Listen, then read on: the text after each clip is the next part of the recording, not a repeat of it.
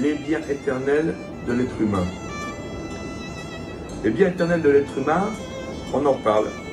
Et on en parle beaucoup dans la paracha que nous allons lire cette semaine, Nassau.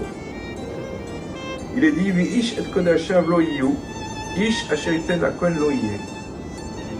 Tout ce qui est sacré, consacré pour une personne, ça lui appartiendra. Tout ce qu'il donnera au Kohen, ça lui appartiendra.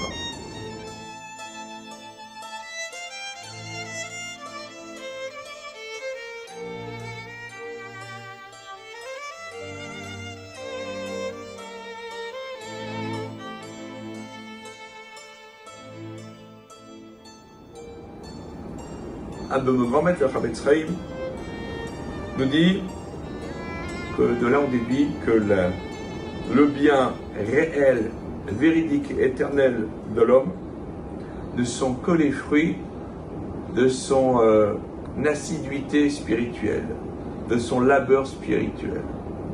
Tout le reste n'a pas de valeur. Et à ce sujet, nos maîtres, les Chachamim, donnent la parabole suivante d'un homme qui avait 3 amis. On va les appeler Réhouven, Shimon et Lévi. Réhouven, il le voyait comme un ami intime. Et il voyait même qu'il s'agissait d'une amitié, d'un amour réciproque. Même Shimon était considéré comme un très bon ami. Pas aussi proche que Réhouven, mais un ami d'une grande fiabilité. Le 3e Lévi, il avait des relations plus distendues avec lui qu'avec les autres amis. Mais malgré tout, il n'a jamais considéré que les liens étaient aussi proches que ceux qu'il avait avec Réhouven et Shimon. Un jour, cet homme a été convoqué devant le roi. La raison de la convocation, il l'ignorait. Et il a eu très peur. Alors, il s'est dit, qu'est-ce qui s'est passé? Peut-être j'ai été dénoncé, qu'est-ce qui va m'arriver? Peut-être va-t-on me condamner à mort. Alors il s'est tourné vers ses amis. Le premier vers qui il s'est tourné, Réhouven, à sa grande surprise, celui qu'il considérait comme son ami le plus fiable, le plus réel, a refusé tout de go de l'accompagner.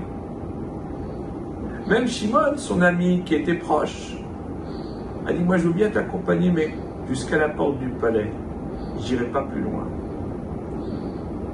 Et à sa grande surprise, alors qu'en désespoir de cause, il s'est tourné vers Lévi, après que ses 2 grands amis, prétendus tels, se soient détournés de lui, eh bien lui, il a été d'accord de l'accompagner jusqu'au bout.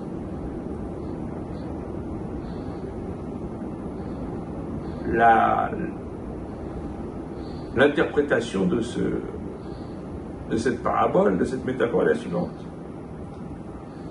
En vérité, lorsque l'homme quitte ce monde et qui va être convoqué devant le roi, Akadosh Baruch Hu, l'ami qu'il a considéré comme le plus cher durant toute son existence, les biens matériels, son argent avec qui il faisait corps, c'est le premier à ne pas l'accompagner.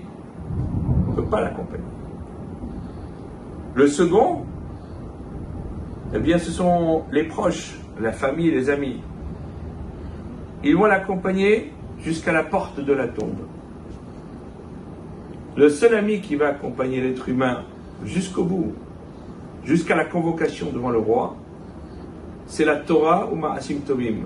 C'est l'étude de la Torah qu'il a accomplie, qu'il a contribué à aider. C'est la tzedaka, la charité qu'il a pu faire pour aider les étudiants de Torah ou les pauvres. C'est la seule et unique chose qui va l'accompagner jusqu'à son dernier instant, jusqu'à sa convocation devant le roi. Alors, essayons de placer haut et fort nos valeurs pour faire en sorte que celui que, quelquefois, à notre corps défendant, de manière inconsciente, on néglige, eh bien, devienne notre top priorité, qu'il soit même de nous accompagner de notre vivant, et même après, Be'ezrat Hashem, Shabbat Shalom.